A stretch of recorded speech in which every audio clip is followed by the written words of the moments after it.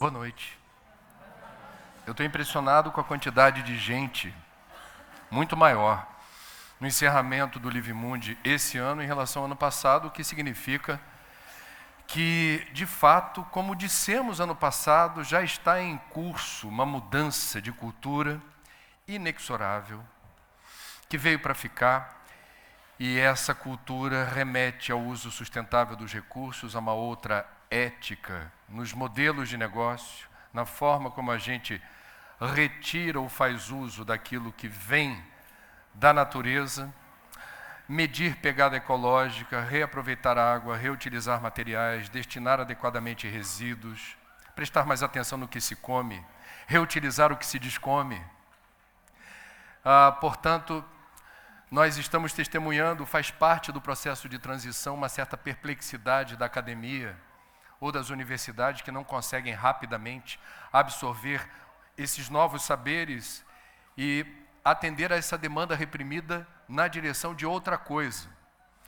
Daí os coworkings, daí as startups, daí os think tanks. Eu detesto expressões em inglês, mas elas nasceram de um primeiro mundo igualmente perplexo com o atraso ou a letargia do establishment perceber que a mudança já é. E quando cheguei ao Parque Lage, veio assim muito claramente o enredo da conversa que tivemos ano passado. Eu comecei a conversa falando de novas expressões como ecocídio, como antropoceno, falamos das tecnologias sustentáveis, falamos de novos modelos de negócio e falamos desse processo cultural em curso. Quem diria que naquela época poderíamos supor que no intervalo de tempo tão curto, um ano, testemunhássemos, a partir da eleição legítima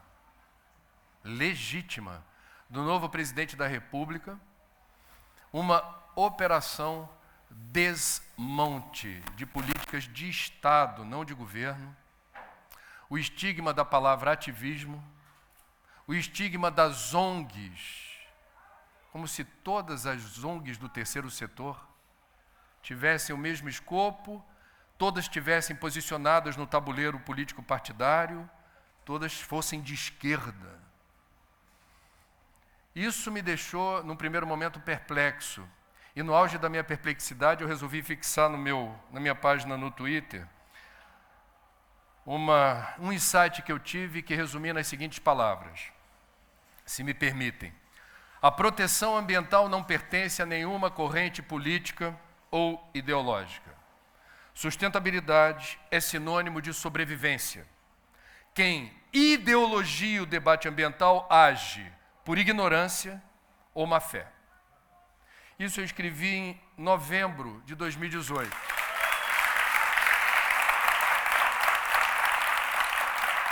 De lá para cá, nós testemunhamos com algum sobressalto cardíaco situações inusitadas e, repito, legítimas de um presidente eleito pelas regras do jogo e que não cometeu até aqui, que eu saiba, estelionato eleitoral. Tudo que foi prometido está sendo cumprido.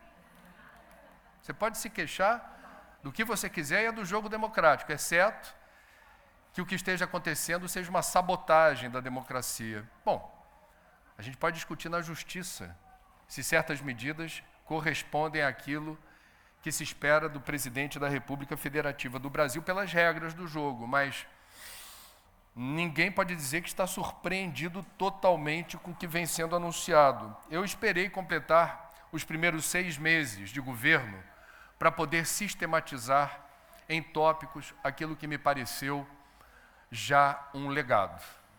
Ou seja, se interrompesse hoje, por alguma razão, chegasse ao fim hoje, o mandato do atual presidente, já teríamos um legado bastante substancial e ruim do ponto de vista de políticas de Estado na área ambiental. Se me permitem, eu vou tentar passar o mais rápido possível por isso, porque tem tantos obreiros aqui na área ambiental fazendo a diferença em favor de um mundo melhor e mais justo, que é um mundo sustentável, que talvez não estejam a par de certas notícias. Então, o meu dever aqui é, de alguma forma, a gente entender do que se trata. O que houve em 6 meses? Primeiro, o enfraquecimento do Ministério do Meio Ambiente, que sequer existiria. Num determinado momento, cogitou-se que poderíamos ter no primeiro escalão a ausência desse ministério. O que seria algo curioso num país que é uma potência mega biodiversa, campeão mundial de água doce, campeão mundial de solo fértil, campeão mundial de espécies vivas catalogadas no reino animal e vegetal, um país que tem a maior floresta tropical úmida do planeta e que não teria um Ministério do Meio Ambiente. Depois veio a ideia de um ministério submetido ao Ministério da Agricultura, o que já existem em outros países. Grã-Bretanha durante um tempo teve esse desenho, etc., mas no Brasil talvez ainda não seja o momento de fazer essa conjugação, posto que nós temos um conflito de interesses envolvendo os representantes do agronegócio que ocupam espaços importantes e estratégicos no executivo e principalmente no legislativo. O que se convencionou chamar de bancada ruralista tem força, tem poder e tem representação. Invariavelmente são homens brancos, ricos e cristãos. É a elite política do Brasil e proprietária de terra. E legislam em causa própria, em boa parte dos casos. O que fere o regimento da Câmara, mas isso não parece ser uma questão para os sucessivos presidentes da Câmara e do Senado. Vamos lá. Esse enfraquecimento também se manifesta com a transferência da Agência Nacional de Águas para o Ministério da Integração Regional, era do Ministério do Meio Ambiente, e do Serviço Florestal Brasileiro para o Ministério da Agricultura. O Serviço Florestal Brasileiro tem a função de fazer a proteção e a promoção do uso sustentável das florestas. E isso agora está na mão de um ruralista, cujo nome é Valdir Colato, um deputado que não se elegeu por Santa Catarina agora e ganhou como prêmio estar à frente do Serviço Florestal Brasileiro, sendo ele, eu fiz essa pesquisa, óbvio, um notório defensor da redução das áreas verdes protegidas do Brasil e proponente da liberação da caça de animais silvestres. Segundo ponto, estamos falando tanto do Parque Nacional da Tijuca, a gente vai terminar bem, tá? Primeiro a gente comparece ao velório, depois a gente celebra a vitória da vida sobre a morte. A revisão de todas as 334 unidades de conservação, incluindo parques nacionais, como o Parque Nacional de Itatiaia, como o Parque Nacional da Tijuca. O Brasil tem 334 unidades de conservação. O ministro do Meio Ambiente quer fazer a revisão técnica de todas elas no pressuposto de que os parâmetros que nortearam a criação de boa parte dessas unidades de conservação em outra época, hoje não fariam muito sentido. Estranhíssimo. Agora faz muito mais sentido do que naquela época você ter unidade de conservação. Diga-se de passagem, eu esqueci de comentar algo importante.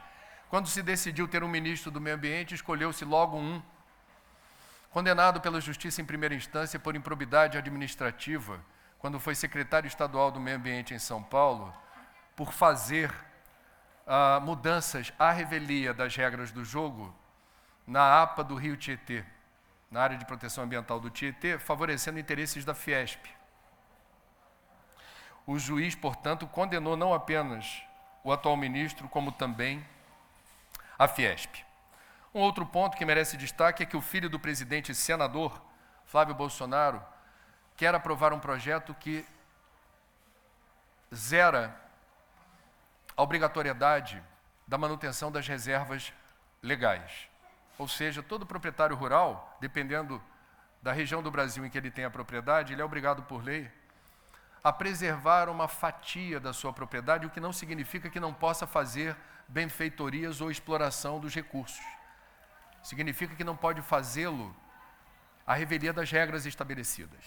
No entendimento, e nós sabemos qual é, porque tem ciência por trás disso, de que quem defende agronegócio, quem defende pecuária, precisa de área de floresta para produção de chuva, para nutrição do nutriente do solo, das reservas de água doce, proteção de óleos d'água, mananciais, nascentes. Então estocagem de carbono, climatização do ambiente. É interessante você ver fotos assim, principalmente no Cerrado, tudo devastado, aí tem uma árvorezinha. Aí o gado todo vai para debaixo da árvore, assim, na hora que a soleira está braba, que foi o que sobrou. Então, a supressão de todas as reservas legais, que é uma aberração jurídica e técnica, significaria a supressão de uma área superior ao estado do Amazonas, que os proprietários rurais não teriam mais a obrigação legal de proteger. Bom, freio na fiscalização. A fiscalização do IBAMA e do ICMBio se sente muito desprestigiada, muito acuada. Tivemos o menor registro de autuações por parte do IBAMA da última década, uma redução drástica de autuações. A criação é inacreditável de uma instância federal para que as pessoas físicas ou jurídicas multadas possam ter naquele ambiente o direito de questionar a multa, ainda que não reclamem, ainda que você não oficialize uma queixa porque houve injustiça na multa aplicada a mim. É o Estado se precipitando e dizendo, aplicou a multa, mas antes do infrator se manifestar, vamos aqui discutir se essa multa é, digamos, legítima, se não houve assim um excesso do fiscal. O que soa esquisitíssimo. Na democracia, toda pessoa que seja multada tem o direito legítimo, legal, de questionar a multa. Agora, a defesa do infrator ocorrer por parte do Estado antes de um questionamento, nessa galáxia eu nunca vi algo parecido. O que há, enfim, uma suspeição. Bom, algo incrível. O IBAMA anunciou mês passado, pela primeira vez, num release, onde seria a próxima operação contra desmatamento e garimpo. Isso nunca aconteceu. Quer dizer, faz parte de qualquer operação de campo, de combate a qualquer ilegalidade em unidades de conservação, não dizer onde você vai fazer. É a alma do negócio. E aí veio assim, Floresta do Jamanchim e no sul do Pará será a próxima operação do IBAMA. Ou seja, não faz o menor sentido do ponto de vista da efetividade da operação. Também registramos, eu não vou me deter muito porque isso teve muita publicidade, a transformação de uma área equivalente a pouco mais de 5% da Baía de Ilha Grande na Cancún brasileira. Eu fico à vontade para comentar isso porque eu já estive fazendo reportagens nessa área protegida, que tem 29 ilhotas e lajedos, e você não pode passear de barco, pescar ou mergulhar num perímetro de 1 quilômetro na borda dessas 29 ilhotas. Isso é apenas pouco mais de 5% da Baía de Ilha Grande, próximo dos reatores nucleares de Angra 1 e 2. Aí nós temos a ideia de transformar aquilo numa Cancún brasileira. Quem já esteve em Cancún deve ter visto o que eu vi. É um cinturão de resorts, todos muito caros, que transformaram as praias paradisíacas do Caribe em praias particulares. Só há 2 praias públicas, a biodiversidade marinha das águas do Caribe, que são encantadoras, é pobre. Aqui, nas águas quentes do sul, com outras propriedades e por outras questões, você tem mais fartura de pescado. São mergulhos mais prazerosos. Lá, o barato é ver água transparente. Para procurar peixe, você vai ter que gastar diesel de barco, procurando em outros lugares. E os turistas que chegam em Cancún curtem assim a noitada, as praias particulares, porque na hora de querer conhecer algo interessante, você sai de Cancún para ir Isla de las Mujeres, para ir para as pirâmides, maias. Eu faço uma confusão com maia e inca, que é algo que os ancestrais indígenas me amaldiçoam. Os parques temáticos, etc. Você tem que sair de Cancún. Ecoturismo não combina com Cancún. Ecoturismo é o que garante receita, geração de renda e emprego na Ilha Grande. As pessoas vão para lá buscando o quê? Desoneração de muvuca. Eu quero curtir algo que no Rio de Janeiro eu já não consigo com tanta tranquilidade. Eu vou para lá. Portanto, com todo respeito, Cancún não é algo que salte aos olhos de quem conhece Cancún. Fora a mobilidade problemática de se chegar a Angra, pela Rio Santos, uma estrada mal conservada, sujeita a muitos deslizamentos, e agora com questões de território, que tem dono ali, e o bicho está pegando, do ponto de vista dos donos do pedaço. Temos questões complexas.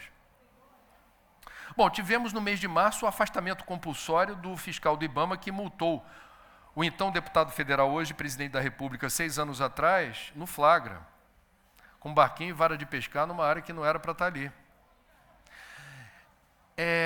Não seria inteligente avalizar o afastamento, porque sugere que houve aí uma retaliação ou uma vingança. O princípio da impessoalidade norteia a ocupação de cargos públicos. Você, quando chega a ocupar o poder ou um cargo público, você não pode fazer uso de um cargo público para agir de acordo com o interesse pessoal, mas sim do interesse público. Então é uma história esquisita e que também aflige os demais fiscais. O presidente do ICMBio pediu demissão depois de uma manifestação pública no Sul em que houve constrangimento para outros fiscais do ICMBio, e foi a deixa para o atual ministro do Meio Ambiente determinar que todos os 4 diretores do ICMBio, que administram 10% do território do Brasil, fossem sumariamente. Quando o presidente do ICMBio pediu demissão, 3 dos 4 diretores também pediram. O outro ficou na moita. Foi demitido pelo Twitter, pelo ministro do Meio Ambiente, que colocou 4 policiais militares de São Paulo, com formação ambiental, mas sem o expertise e a formação robusta para fazer gestão de unidades de conservação, parques nacionais, biodiversidade, que os outros tinham. Portanto, em tese, a gente não está fazendo juízo de valor das pessoas que hoje ocupam as direções, mas a gente está afirmando, elas não têm o nível de conhecimento e expertise que os antecedentes tinham. E isso é empobrecimento. Bom, nós tivemos o desmantelamento da política climática, não sediamos a COP25, que vai acontecer no Chile. O ministro do Meio Ambiente disse que não seria interessante ter um encontro preparatório em Salvador, porque esses encontros juntam pessoas que, na verdade, querem fazer turismo e comer acarajé. Só que deu azar, deu ruim para o ministro, porque o prefeito de Salvador, ACM Neto, disse, só que não, eu quero fazer um encontro. E esse prefeito de Salvador é o presidente do Partido Democratas. O mesmo partido do presidente da Câmara, o mesmo partido do presidente do Senado. E, portanto, a voz que ruge e diz, vai ter encontro, prevaleceu. O ministro teve que recuar da decisão, vai ter acarajé em Salvador, no mês de setembro. O Brasil, portanto, liquidou o orçamento da política climática, só não saiu do Acordo de Paris ainda. O resto a gente está dizendo que está dentro, mas não se conhece exatamente o que esse governo deseja fazer quando o assunto é redução das emissões de gases de estufa. É incrível. Não há uma política pública para estimular ou para determinar debates que gerem ação. Isso não é bom, na minha opinião. O Fundo Amazônia é um capítulo à parte, porque é algo interessante. O governo brasileiro criou uma coisa chamada Fundo Amazônia, há 10 anos. E o governo brasileiro estabeleceu regras para o Fundo Amazônia e passou o chapéu na comunidade internacional. Quem quer doar dinheiro, que o Brasil administra, para proteger a Amazônia, com recursos para pesquisa, projetos que gerem emprego e renda para os povos da floresta, que vivam da floresta sem destruir a floresta, e a resultante, que é o que interessa, reduzir emissões de gases de estufa, protegendo áreas verdes. Noruega e Alemanha chegaram junto. Estão parceiros do Brasil há pelo menos 8 anos que isso está funcionando. já colocaram, principalmente a Noruega sozinha já colocou mais de 3 bilhões de reais. A Alemanha colocou aproximadamente 200 milhões de reais. Mais de 99,7% do Fundo Amazônia é dinheiro que vem de fora. Mas é dinheiro administrado por nós, pelo BNDES, cujo presidente pediu demissão hoje. E aí temos uma questão interessante. Quem quiser que entre no site do Fundo Amazônia, porque a transparência é irritante. Jornalista adora a falta de transparência só para dizer, estão escondendo o jogo. Aí tem. Jornalista é uma raça desconfiada. O Fundo Amazônia é irritantemente transparente e não por outra razão. Quem administra é o BNDES, quem faz auditoria, como no ano passado, é o TCU. E pensem se coloquem no lugar de um norueguês ou de uma norueguesa que fica sabendo que pegaram 3 bilhões de reais na equivalência monetária, que não é pouco dinheiro em qualquer moeda do mundo, para o Brasil. Estão colocando o teu dinheiro no Brasil. O mesmo na Alemanha, que tem problema. A Alemanha é rica, a Noruega é rica, ok, mas tem problemas que precisam ser solucionados com dinheiro. Estão botando o dinheiro do contribuinte norueguês e alemão no Brasil. Qual é a expectativa? É de que haja absoluta transparência, auditoria e fiscalização dos países para saber se a grana deles está indo no lugar que prometeram botar. E ai do governo norueguês ou alemão que não prestar contas com absoluta transparência e a rastreabilidade do dinheiro seja absolutamente clara. Portanto, não há suspeição. Isso passou pelo governo Lula, Dilma e Temer. Esse ministro, o improbo, ele anunciou aos 4 ventos que havia problemas no Fundo Amazônia. Convocou uma coletiva há 27 dias atrás em São Paulo, na qual falou que havia problemas, mas não apontou um nome, não fez nenhuma denúncia, não citou objetivamente nenhuma irregularidade. O Ministério Público Federal chamou o ministro e diz, não se faz um anúncio desse impunemente. Ele pode ser processado por calúnia. Pouca gente sabe disso. Sobreveio o anúncio, uma semana depois do que o governo pretende fazer com o Fundo Amazônia. Mudanças. Sem anunciar para os embaixadores financiadores. E eu conversei com o embaixador da Alemanha e o embaixador da Noruega. Estou falando bem calçado. Não falaram com eles antes. E anunciaram, queremos usar parte do recurso da Noruega e da Alemanha para indenizar proprietários rurais que estão situados nas unidades de conservação. E queremos mudar o desenho do comitê organizador do Fundo Amazônia, COFA, que eles chamam, com um menor número de assentos e maior participação do governo federal. Os embaixadores se reuniram com o também demitido Santos Cruz e o ministro Salles para discutir se a mudança poderia acontecer ou não. A carta, que foi a resposta dos embaixadores, a gente conseguiu acessar primeiro, demos no G1, no Jornal Hoje, no Jornal Nacional, com os embaixadores. Diplomacia é uma profissão maravilhosa. Porque você escreve uma carta em que em nenhum momento você assim, você usa a palavra não. Em nenhum momento você está dizendo não. Não está escrito não, nem em norueguês, nem em alemão. Na verdade, a carta era em inglês. Eles não falaram não, eles não criticaram o governo. Eles, na rigor, quando você lê a carta, você fala assim, nossa, que carta interessante. Eles elogiaram muito o Fundo Amazônia, na forma como o fundo está. Nas entrelinhas do que eles estão dizendo, mas gritando, urrando é, time que está ganhando não se mexe. E é o meu dinheiro que está aí. Entre outras coisas, eles falaram, nos parece conveniente o formato do comitê organizador e nos parece absolutamente correta a gestão do BNDES. Você quer mencionar o que acham de indenizar proprietário rural? O que na linguagem diplomática é um sonoro no way, José. Não se sabe ainda qual a resposta do governo. Sabe-se que um dos ministros que se reuniu com os embaixadores já não pertence ao governo.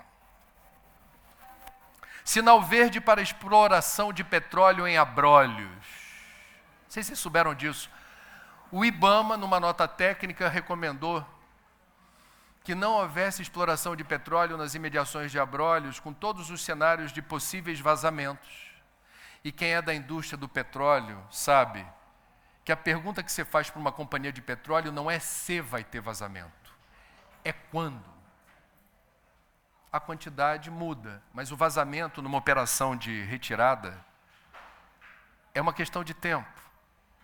É uma área muito sensível. E todos os cenários apontavam para a necessidade de obstruir qualquer licença. Era uma nota técnica. Pois bem, por ordem do Ministério do Meio Ambiente, sem nenhuma argumentação técnica, baixou-se a liberação para o leilão de petróleo, que vai ter lugar agora, de poços situados nas imediações de Abrolhos, que, diga-se de passagem, o povo da UERJ, aqui do Rio de Janeiro, um pesquisador do Departamento de Biologia Marinha de lá, a gente fez uma reportagem, descobriu que os rejeitos de minério de Mariana, não é de Brumadinho mais recentemente não, Mariana, 3 anos atrás, destruíram o Rio Doce, chegaram em Linhares, no litoral do Espírito Santo, e começaram a pegar carona nas marés do Atlântico. Percorreram 800 quilômetros até chegar aonde? Abrolhos. Abrolhos. E veja, você não vê propriamente a lama. É que esse pesquisador faz um estudo com os corais. E ele conseguiu, traduzindo no jargão dele, pegar digital, o DNA da laminha de lá, e começou a pegar nos corais, eu tenho as imagens, eles pegam uma furadeira dessas submarina, entra no coral e pega o que está lá dentro, que é a filtragem da água. Eles encontraram a partícula com o mesmo DNA do rejeito de minério de Mariana, da Samarco, #Vale. Vale. Portanto, Abrolhos, que já sentiu o gostinho do rejeito da Vale, agora provavelmente, Deus queira que não, está sujeita ao gostinho de óleo de um mundo que declarou guerra ao aquecimento global e que não deveria dar por ano o que está dando de subsídio para petróleo, que é algo em torno de 5 trilhões de dólares por ano. Não passou no Congresso porque o Senado não quis avaliar com pressa o que a Câmara aprovou, que é um código florestal mais frouxo do que já era. Você tem a menor parte dos proprietários rurais que não entregou até agora o Cadastro Ambiental Rural, o CAR. Para que serve o cadastro? Eu sou proprietário rural, esse é o meu pedaço de terra, eu vou entregar para o governo qual é a situação em relação ao que o código estabelece como regra. Se eu estiver devendo a composição da vegetação, eu me comprometo através do CAR a restabelecer o verde aqui. Quem não entregou o CAR está suspeito, está numa condição difícil. Já se passaram 6 anos, não, já tem 7 anos do Código Florestal aprovado. Quem não entregou até agora o cadastro está numa situação esquisita. Essa minoria responde por aproximadamente, são 5% dos proprietários rurais do Brasil só, respondem por aproximadamente 20% das propriedades do país. Não estão quites com a lei. Qual é a solução? Em vez de cumprir a lei, vão mudar a lei. Foi isso que passou na Câmara. E o alcolumbre do Senado falou, acordo de liderança, a gente não vai votar isso rápido, porque isso aí é sensível, isso aí é problemático. Caducou a medida provisória. O governo já está vindo aí com outra medida provisória ou projeto de lei. O governo, não é mais a bancada ruralista.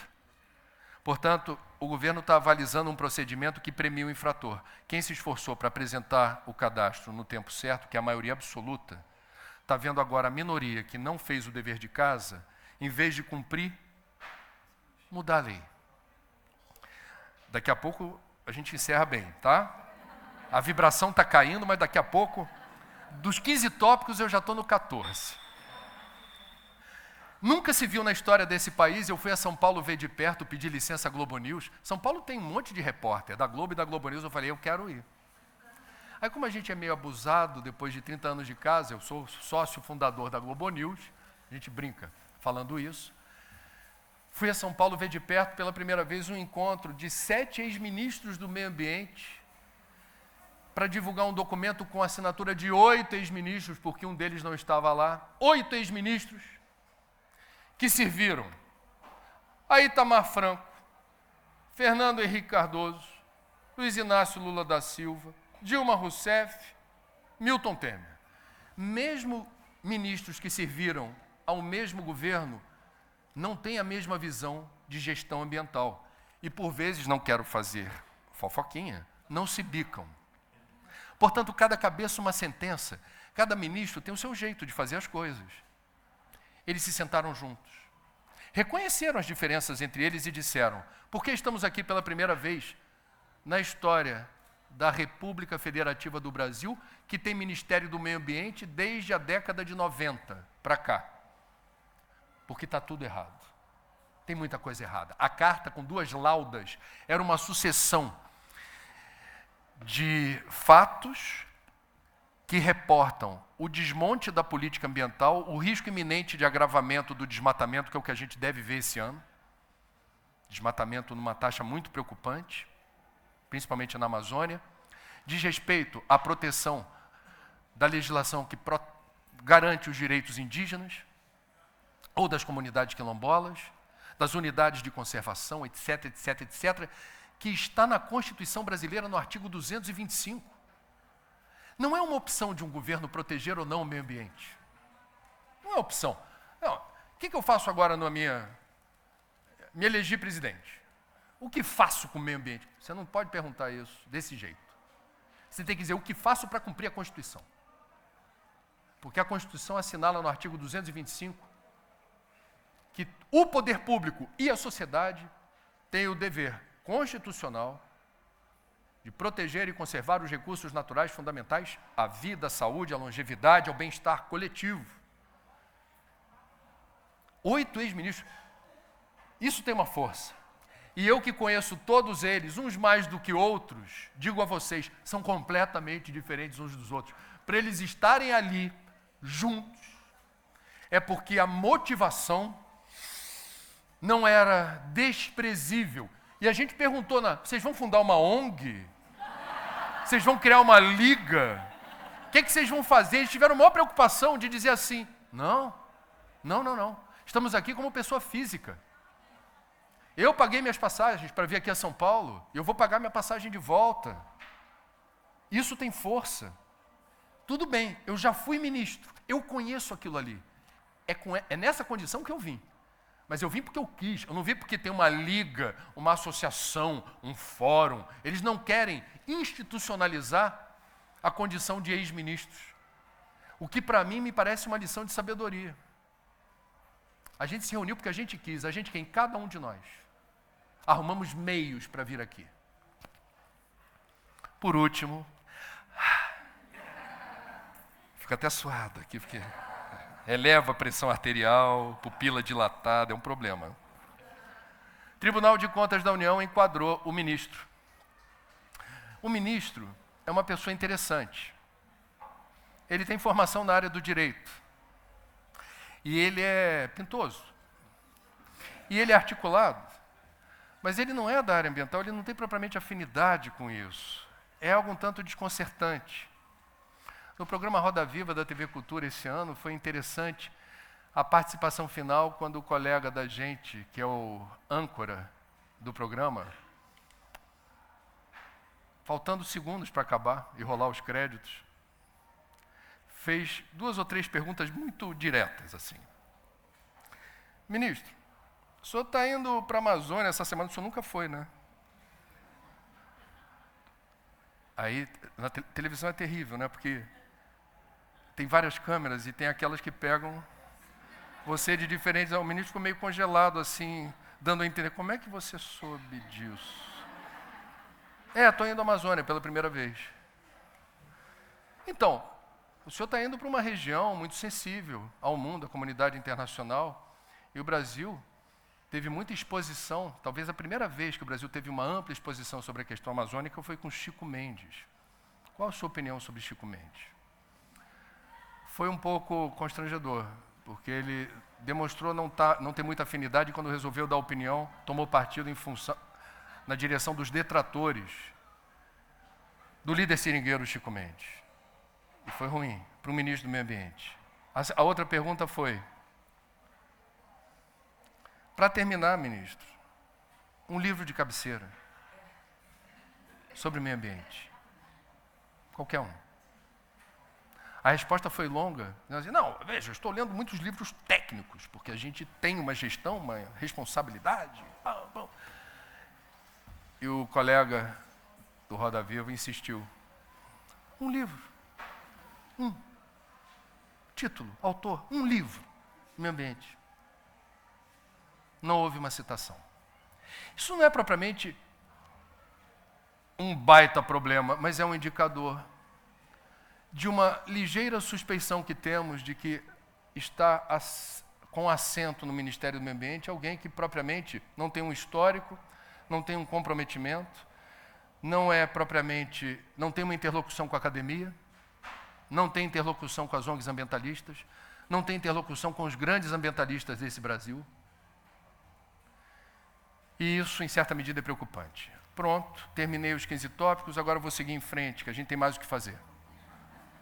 É porque eu achei importante. O astral do Livre Mundi coloca a gente nas nuvens dizendo, yes! A mudança está em curso, vai tudo dar certo. Eu também penso assim e sinto isso. Mas a gente não tem o direito de ser desinformado e ter a plena noção dos riscos sistêmicos. E hoje, infelizmente, um dos riscos sistêmicos está nas tomadas de decisão a partir do poder central, que geram abalos sísmicos em políticas de Estado, que precisam ser protegidas e preservadas. Eu brinquei quando eu cheguei falando assim, eu vou falar da foto que é feia, assustadora e nos deixa angustiados. A foto é feia. Mas o filme é maravilhoso. Eu não vou ficar congelado no fotograma do momento, porque esse momento vai passar. Esse momento passa. O Trump passa. Os outros, todos, passam. Nós ficamos. Nós temos voz, vez, nós somos o coletivo. Nós temos alguma capacidade de interferir nas redes, e as redes ganham o mundo. E o mundo responde aos pleitos, às campanhas e às demonstrações de preocupação que nós temos. Portanto, não é inteligente dar vazão à ganância de certos setores da economia em detrimento da lei e dos direitos ambientais. Se você conversar com a ministra da Agricultura, Tereza Cristina, você vai ver que ela não tem propriamente motivos para achar interessante o desmonte da política ambiental, porque crescem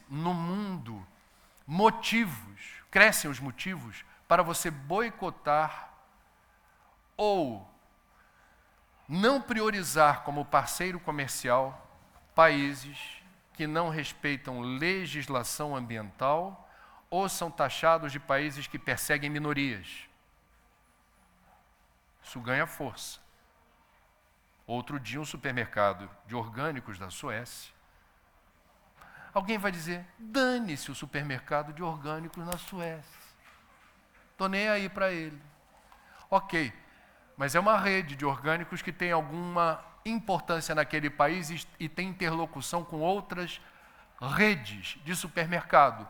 Anunciou boicote aos produtos brasileiros, porque não quer investir, realizar trocas comerciais com um país que, segundo ele, tem liberado um número recorde de agrotóxicos, entre outras questões que ele enumerou. Então temos aí algo interessante que vem do setor comercial, que é, não nos interessa estabelecer relações com um país que não consegue respeitar as próprias leis ou os direitos assinalados ao meio ambiente e às comunidades. Essa é uma questão. Sensível ao comércio. Sensível ao comércio. Há outras, quais sejam. Existe uma menina que, no ano passado, quando tinha apenas 15 anos, agora ela tem 16, começou a fazer, curiosamente, na Suécia.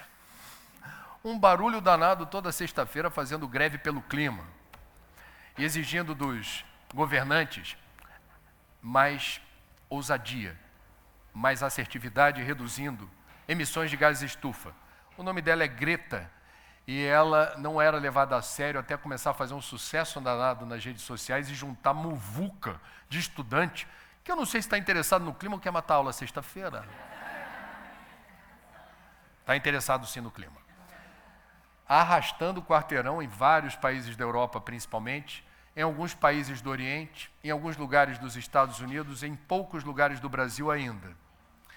Uma manifestação que toda sexta-feira, isso já deve ter uns 7 ou 8 meses, religiosamente acontece em várias partes do mundo, e na frente do parlamento sueco está lá a Greta. Aí ela começou a ficar em evidência. Chamaram ela para a Conferência do Clima, que teve lugar ano passado, na Polônia? Acho que foi na Polônia. Hein? Foi, né? Chamaram a Greta. E aí o pessoal começou, tem sempre o do contra, fala assim, agora eu quero ver se ela vai de avião ou vai de trem. E ela dizendo, não, eu tenho que ir de trem para qualquer lugar, se eu vou de avião, querosene de aviação, efeito estufa, me queima. Ela foi para a Conferência do Clima, fez o maior sucesso, deu um carão nos representantes dos países, aí foi convidada para onde? Para o Fórum Econômico Mundial de Davos, na Suíça, o encontro da elite econômica e política do mundo. Muito bem. Fez um sucesso danado lá. Deu um carão. E ela sempre fala a mesma coisa.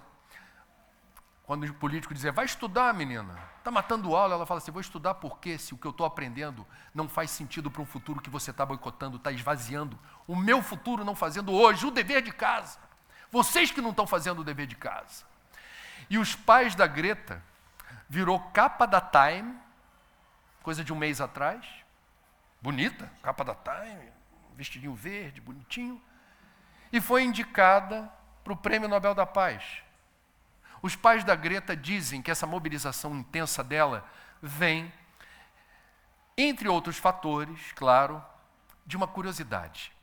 Ela tem Asperger, que é uma variação do autismo. O Messi, que está no Brasil disputando a Copa América, também tem Asperger. E uma característica de Asperger, dizem quem convive, quem conhece, é que quando você compreende que algo é assim, isso é o certo, é isso que se espera, mas não é isso que acontece, você entra em crise, você não entende por quê, que o que é claro, o que é lógico, o que faz sentido, não é o que acontece, você surta. Quando a Greta entendeu o que era aquecimento global e compreendeu que havia um acordo do clima, mas que não estava sendo cumprido, ela entrou em crise. E os pais testemunharam isso dentro de casa. E ela começou a ter ideias. E uma ideia era, não vou estudar sexta, eu vou para o parlamento. Uma filha, vai fazer o que no parlamento? Eu vou com um cartaz grandão. Sensibilizar esses caras para fazer o que eles precisam fazer. A gente precisa fazer mais. Isso tinha verdade. Os pais falaram, melhor ir. Vai com Deus. Depois você compensa a aula. Conversa com o professor. Isso viralizou mundo afora. Portanto, o mundo que a gente está vivendo é um mundo onde nem o Trump, quando se elegeu prometendo carvão mineral bombando, essa semana eu dei no Estúdio I da Globo News o placar da evolução da energia solar no mundo. Em primeiro lugar está a China. No ano passado, mais de 3 Itaipus em capacidade instalada de placa fotovoltaica. Estados Unidos apareciam em terceiro lugar no que investiram no ano passado, 2018, na era Trump.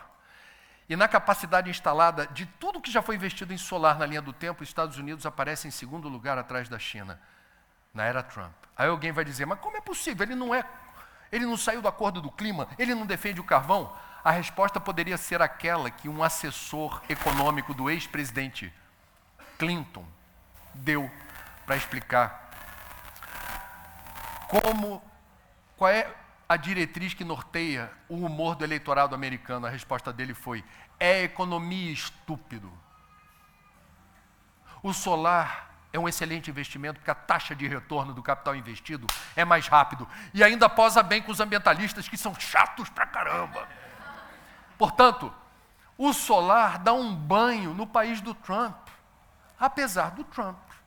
E graças ao Trump, A Califórnia se tornou, que é o estado mais rico e populoso daquele país, nos últimos tempos, do ano passado para cá, aprovou 2 ou 3 leis que, bem compreendidas, significam pequenas revoluções no establishment. Por exemplo, toda nova edificação na Califórnia, toda, precisa ter telhado solar. Você começa a ter o que aí? Um input na indústria solar, porque tem o cara que transforma silício em placa voltaica, tem o outro que disponibiliza o conversor, tem o outro que bota o reloginho, tem o outro que faz a instalação. Você começa a ter financiadores. Eu acompanhei aqui no Rio de Janeiro a fundação, a inauguração de 2 telhados enormes que a gente não consegue ver porque eles estão escondidos no alto. O Aqua Rio tem um telhadão solar. E o CADEG em Benfica, lá do Bolinho de Bacalhau. Telhadão. Aí você fala, por que eles fizeram isso? Olha que loucura, esse é o novo modelo de negócio do mundo sustentável. Nem o Aqua Rio, nem o CADEG botaram 1 centavo aí. Então, como aconteceu? Há quem financie e diz assim, quando você está pagando de luz para Light,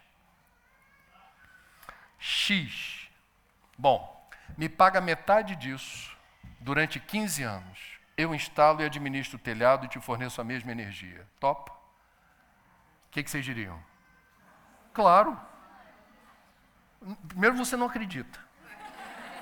Pegadinha, não é possível. Chama o jurídico. Chama o jurídico. Lê aí, jurídico. É isso mesmo, estão prometendo isso. Mas eu pago isso daí mesmo? Paga. 15 anos só? É. E depois de 15 anos? O patrimônio é meu. O telhado é meu. Eu posso continuar com ele ou não. Estou dentro. Conversem com o Marcelo Spillman, diretor do Aqua Rio, conversem com o diretor da CADEG, cujo nome eu não lembro agora. Estão felizes da vida dizendo assim, reduzi minha conta de luz, estou com excedente de caixa. E quem fez o investimento está rindo de orelha a orelha, dizendo, me dei bem.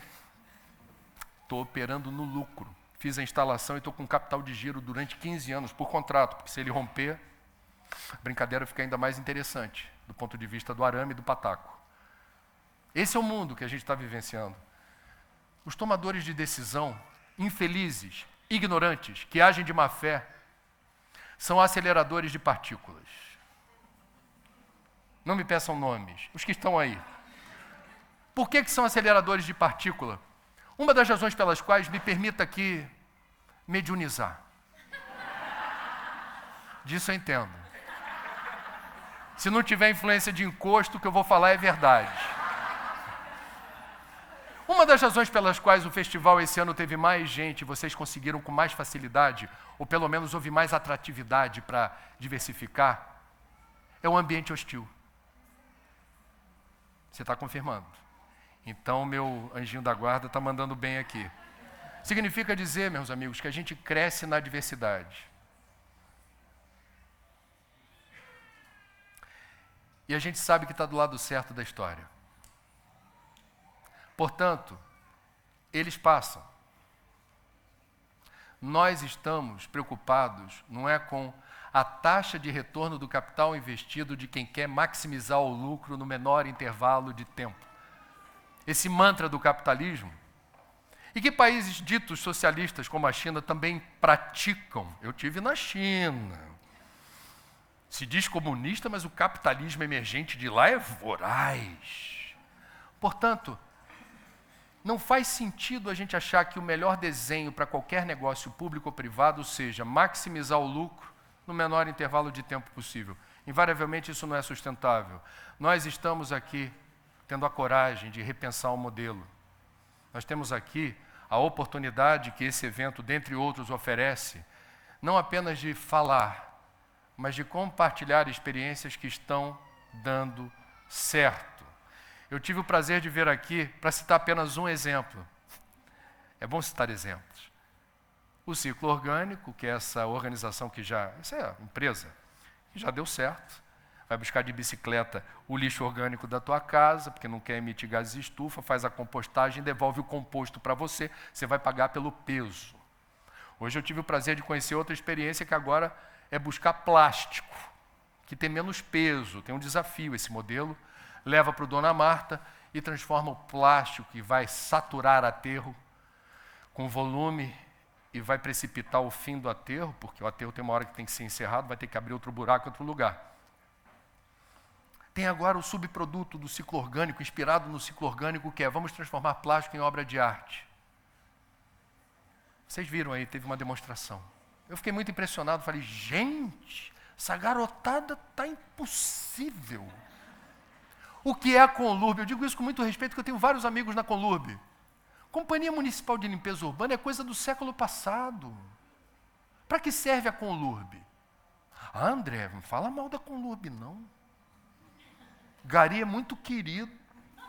Eu adoro o Gari, tenho amigo Gari. Agora, vamos combinar? A gente paga boa parte do IPTU para quê? Para uma companhia municipal de limpeza urbana fazer coleta porta a porta, com caminhão queimando diesel. A cidade, boa parte da cidade, não vou falar a cidade inteira não, porque não é.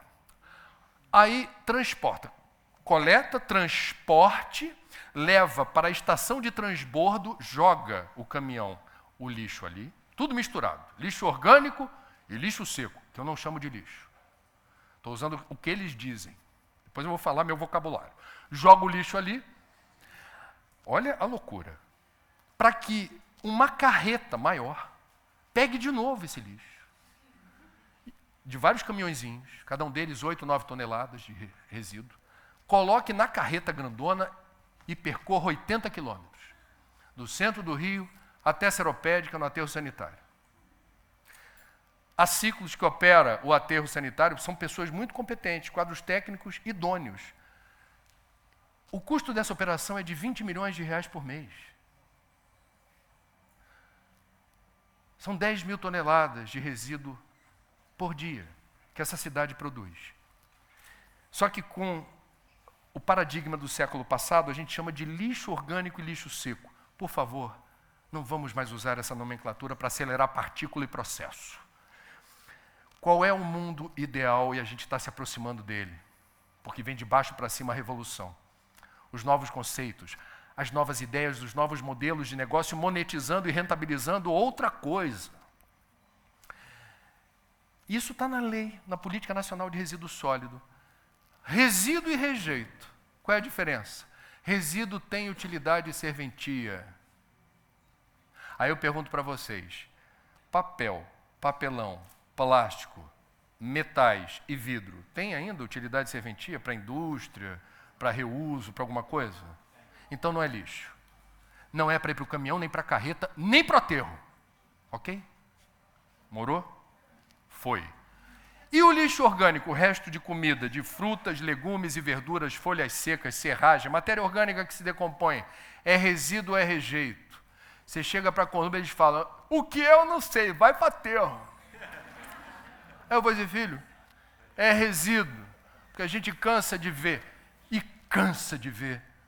como a montagem da lasanha da compostagem, carbono, nitrogênio, úmido e seco, na proporção certinha, desacelera monstruosamente a emissão de metano, contribui para a redução da emissão de gases de estufa, e o que ocupa espaço e vira problema no aterro é solução, porque vira composto, adubo de excelente qualidade. O Rio de Janeiro não precisa de adubo para os parques e jardins? Isso não poderia ser fonte de renda para quem manipula composteira? Você não poderia ter supermercados afiliados, um supermercado qualquer, não quero dar nomes, que vai ter lá na sua prateleira, nós temos aqui o melhor adubo do mundo, aquele que vem do seu lixo. Pô, isso tem um apelo. Transforme lixo em solução. Usa a palavra lixo para pegar os distraídos. É resíduo. O que vai para aterro é o que é infame, porque não deveria sequer existir em boa parte dos casos. Por exemplo, a profusão de isopor que a gente vê no varejo. Bandejinha de isopor para botar 3 tomatinhos, top, premium, com aquele plástico vagabundo que não serve para nada. Produtos selecionados. Aí você está no supermercado, vai escolher produtos selecionados em bandejinhas de isopor. Desculpa, quem passa pelo Livre Mundi, o povo do isopor faz voodoo do Andrezinho. há muito tempo. Que eu digo na TV, assim, boicotem isopor. Não levem isopor. Minha mulher está aqui, é testemunha. Calma. Nenhuma inconfidência. Quando a gente vai na padaria, minha padaria começou a ter bandejinhas de isopor para tudo que é lado. Quando o encosto se aproxima, pegando meu ponto fraco, espeta. Vai, fala. E eu digo assim, primeiro eu espero a moça do caixa. Graças a Deus ela já aprendeu, porque distraída, ela bota o pão francês no saquinho pardo de papel, após o quê? Sem eu pedir. Coloca no saco plástico. Quando ela começa... Eu espero. Quando ela começa a colocar, eu já aborte a operação. Eu não quero isso. Isso é problema. Se eu não tenho o que fazer com mais esse saco, ele vai se transformar num transtorno para a coletividade. A propósito, aí aquela dali sai da padaria. Depois a gente se vê. Fui. O que são essas bandejinhas de isopor que não existiam? E agora ocupam um lugar de protagonista nesta padaria. Eu não estou falando com a mulher do caixa, eu estou falando com o gerente que está lá atrás. Os meus decibéis são na exata proporção da reverberação, da projeção da voz na direção dele. Isopor demais aqui. Isopor é da família dos plásticos, com um problema. Catador não se interessa, porque é muito levinho e é muito baratinho. Não me venha dizer que é reciclável. A reciclagem não é uma panaceia, não resolve todos os problemas. Com todo respeito, prestem atenção como se dá a reciclagem de certos produtos, porque para reciclar qualquer coisa você vai precisar de água, produtos químicos, energia e vai gerar esgoto. Portanto, não por acaso, os antigos ambientalistas que falavam dos 3 R's, reduzir é o primeiro, reutilizar é o segundo e o último, o infame, é a reciclagem. Significa dizer, a reciclagem é quando não há outro procedimento. Sabe quando você vai espetar uma caneta Bic na traqueia da pessoa para ela respirar? Chocante isso, né? Agora já pronto, falei. Não há o que fazer, a pessoa está morrendo na tua frente, asfixiada. Aí você viu num filme. Grey Anatomy, pode ser? Eu sou do tempo do ER. Você vai, me dá uma caneta Bic. Me dá uma caneta Bic. Enfia na traqueia. Vai salvar a vida? Tomara. É o mal menor. A reciclagem, com todo respeito eu digo isso, é o mal menor. Economia circular não considera a reciclagem num primeiro momento. A ideia não é reciclar, porque a natureza não gera lixo. Não existe lixo na natureza. Eu brinco com os meus alunos da PUC, dizendo assim, o que vocês acham das baratas, ratos, abutres e hienas? Aí que nem aquele desenho Divertidamente, né? Divertidamente? O nojinho fala, ai, professor...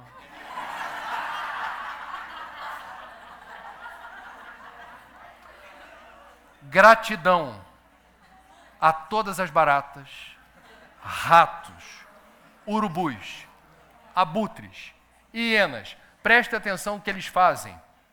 Eles permitem que o software inteligente da vida siga seu curso, sem que material putrefante se acumule na natureza, gerando outros problemas.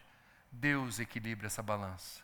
O equilíbrio ecológico se dá, tornando atraente o que é repulsivo, com esses maravilhosos seres. André, mas barata na minha casa? As cidades são ecossistemas artificiais. Portanto, aqui não se reproduz a natureza. Aqui há um outro ciclo com a nossa digital e o nosso DNA. Se quiser, mata. Tem repulsão por barata? Barata pode estar transmitindo doença. Desencarne rápido e indolor. Na natureza, a gente vai ver que seres repulsivos realizam um trabalho muito nobre. Isso é alfabetização ecológica, isso é educação ambiental, isso nos ensina. Não há lixo na natureza. Nós temos que aprender com a natureza a não gerar resíduo, nem rejeito. Reaproveitar. Ecodesign é algo fantástico. Steve Jobs, já que eu falei do meu lado mediúnico, provavelmente nesse momento, me diz aqui uma fonte que eu não sei se é confiável, há um profundo reconhecimento por ele ter permitido que mais pessoas pudessem estar interligadas, infelizmente transmitindo muita porcaria online. Mas nada é perfeito, a gente vai evoluir, vai fazer disso uma ferramenta boa para a mudança que interessa. Agora, por que ele vai arder um tempo no mármore do inferno verde? Porque isso daqui, além da obsolescência programada, gerando o gênero de resíduo que mais cresce no mundo, que é o lixo eletrônico, não é passível de um desmonte rápido. E aqui tem muitas peças valiosas, que tragicamente, para você recuperá-las, exige um trabalho que não necessariamente deveria existir. A genialidade do Jobs e da Apple deveria estar a serviço do ecodesign. Eu vou bolar smartphone, infelizmente não dá ainda para ter uma obsolescência programada mais generosa, vai colapsar em 3, 4 anos, so sorry. Agora, na hora que colapsar, vem junto no kit do smartphone uma chavinha, um manual de instrução dizendo, clique 3 vezes aqui, 2 vezes aqui, e o smartphone faz assim. E os metais pesados estão ali, o ouro, o níquel, o cobre estão para cá, o plástico está para cá, o vidro está para cá. Segue viagem. Está faltando isso. Isso já está em curso, isso vai acontecer, mas a gente precisa falar mais sobre isso. Podemos abrir para pergunta e interagir? Então vamos nessa.